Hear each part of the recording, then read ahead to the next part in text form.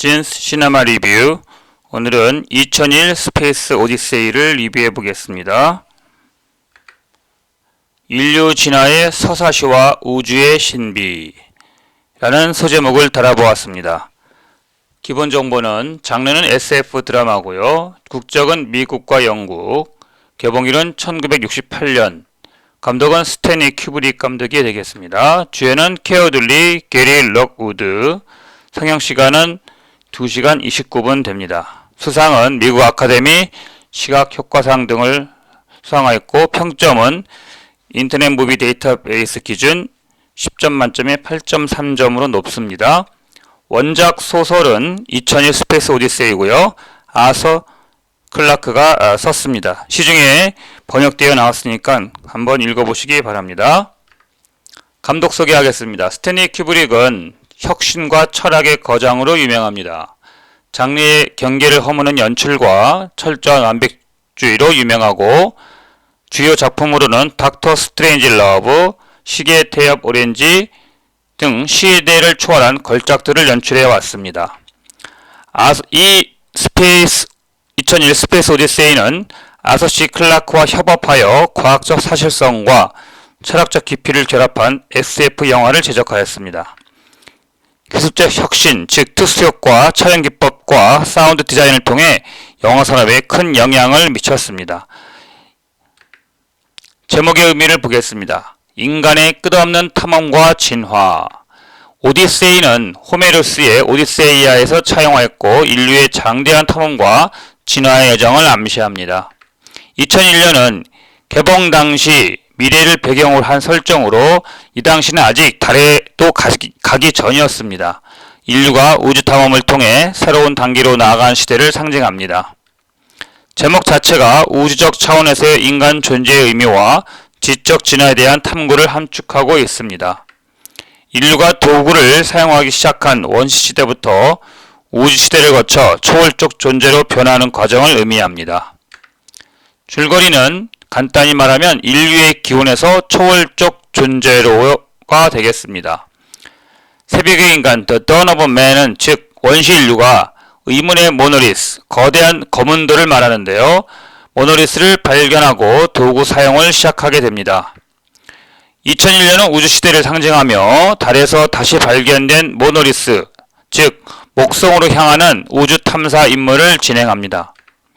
디스커버리호와 인공지능 컴퓨터 할이 나중에 선원들을 통제하면서 반란을 일으키게 됩니다. 인공지능이 반란을 일으키게 된다는 것이죠. 스타게이트와 스타차일드. 스타게이트는 행성과 행성 간에 이동하는 관문을 말하는데, 주인공 데이브 보우먼이 초월적 존재, 즉 스타차일드로 거듭납니다. 즉 이 주인공 데이브 보우먼이 스타게이트를 통과하고 그 이후에 육체와 시공간을 초월해서 태아의 모습으로 변하게 되는데, 이를 스타차일드라고 이름을 붙였습니다. 그러니까 스타차일드는 초월적 존재라는 의미가 되겠죠. 우주적 진화의 마지막 단계에 도달하게 됩니다. 서사구조, 내러티브는 이미지와 사운드로 구성된 서사시가 되겠습니다. 에피소드 형식의 비선형적 서사구조를 갖는데, 원시시대에서 우주시대, 신적 존재로의 변화 과정을 다룹니다. 대사를 최소화하고 이미지 중심의 서사를 다룹니다. 시각적 연출과 사운드를 통해서 의미를 전달하는 방식을 취하고 있습니다. 모노리스는 굉장히 신비스러운 개체인데, 이 모노리스가 연결하는 장면들은 인류 문명의 발전과 의식의 도약을 상징하는 요소입니다. 강렬한 미장센과 몽타주 기법을 사용하여 처음에 원시인이 뼈를 던지는 장면이 우주선으로 전환됩니다. 이런 상징적 컷 편집이 강한 의미를 전달하고 있습니다. 굉장히 유명한 장면이죠. 등장인물은 인간과 인공지능, 그리고 미지의 존재입니다. 주인공 데이브 보우먼은 디스커버리호의 우주 비행사이며 최종적으로 초월적 존재인 스타차일드로 변모하는 인물입니다. 인공지능 컴퓨터 할 9000은 감정을 가짓한 인공지능으로 인간과 기계의 대립을 상징합니다. 프랭크 폴은 디스커버리 호의 선언으로 인공지능 컴퓨터 할에 의해서 희생을 당하는 인물입니다. 헤이우드 플로이드는 정부 관계자로 달에서 모노리스를 조사하는 인물입니다. 모노리스는 직접적인 캐릭터는 아니지만 영화 전반에서 인류의 진화를 이끄는 중요한 존재로 등장합니다. 표현기법은 혁신적인 촬영과 1968년도 영화니까요. 음악적 연출입니다.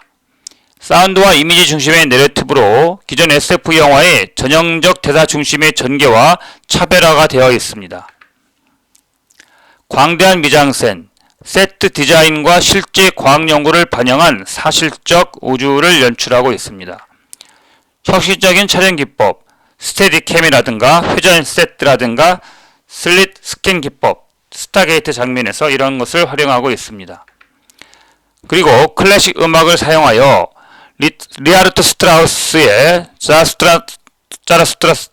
자라투스트라는 이렇게 말했다. 요한 스트라우스 2세의 아름답고 푸른 도나우 등으로 신화적 분위기를 조성하고 있습니다. 주제는 인류의 진화와 기술의 역설이 되겠습니다. 인류의 진화와 초월성, 즉 원시 인류가 현대 인류로 그리고 초월적 존재인 스타 차일드로의 변화를 통해서 지적 존재의 궁극적 형태를 탐구합니다. 기술과 인간성의 관계를 다룹니다. 인공지능 컴퓨터 할의 반란은 인공지능의 통제의 가능성과 인간의 역할 변화를 상징합니다. 우주의 신비와 철학적인 질문을 던집니다. 모노리스의 정체와 인간이 나아가야 할 방향에 대한 열린 해석을 제공합니다. 기계적 지능과 인간 지능의 차이를 다룹니다. 인공지능 컴퓨터 할은 논리적으로는 완벽하지만 인간적인 실수를 감당하지 못하는 모습을 보여줍니다. 제가 고른 인상 깊은 대사는 할, I am putting myself the fullest possible use, which is all I think that any conscious entity can ever hope to do 입니다. 해석을 하면은 인공지능 컴퓨터가 하는 말인데요. 저는 제 자신을 최대한 활용하고 있으며 이런 의식이 있는 존재, conscious entity 라면은 누구나 할 수 있는 일이라고 생각합니다.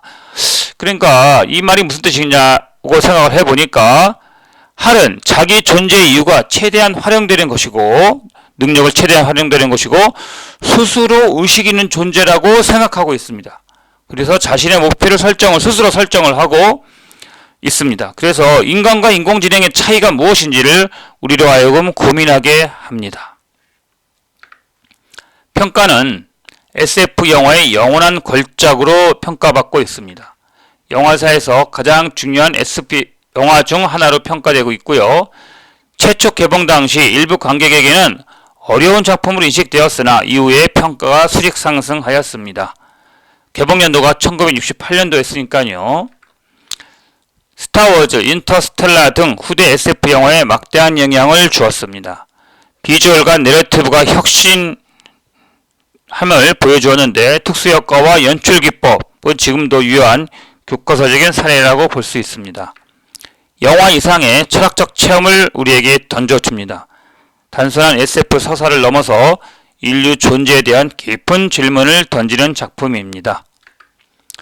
우리에게 주는 시사점은 AI, 우주탐사, 그리고 인간의 미래에 대해서 생각할 거리를 던져줍니다. 인공지능 할 9천의 살인은 현대 인공지능 기술 발전 속에서 인간이 고민해야 할 윤리적 문제와 연결됩니다. 기술이 발달할수록 인간성은 어떻게 변할 것인가 라는 의문을 던집니다. 우주 개척과 인류의 미래에 대해서 고찰하게 만듭니다. 현재 진행 중인 화성 탐사라든가 달 기지 건설 등과도 맞닿아 있습니다. 단순한 SF 영화가 아닌 미학적이고 철학적인 작품으로 현대 영화 제작자들에게 지속적인 영감을 주고 있습니다. 열린 결말과 상징적 요소들 덕분에 시대가 변해도 계속 새로운 의미가 발견되는 작품으로 우리에게 많은 시사점을 던져주고 있습니다. 끝까지 시청해주셔서 고맙습니다.